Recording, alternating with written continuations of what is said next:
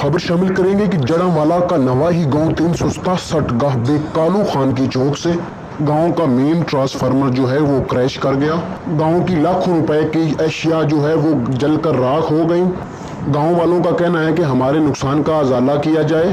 मजीद जानते हैं, हमारे deputy bureau chief Khalid Hussain वहाँ पर मौजूद हैं। जी खालिद हुसैन, आगाह कीजिएगा, क्या तफसीलात हैं?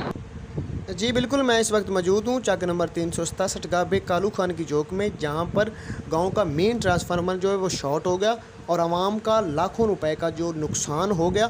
और आवाम का कहना है कि हमने एसडीओ को कॉल करने की कोशिश की, एसडीओ ने कॉल सुनना पसंद ही ना किया। और आवाम का कहना है कि हमारी जो है नुकसान का जो है अजाला किया जाए और हमारे इस नुकसान का कौन जिम्मेवार है। जी बहुत शुक्रिया खालिद हुसैन तफसीलात से आगाह करने के लिए।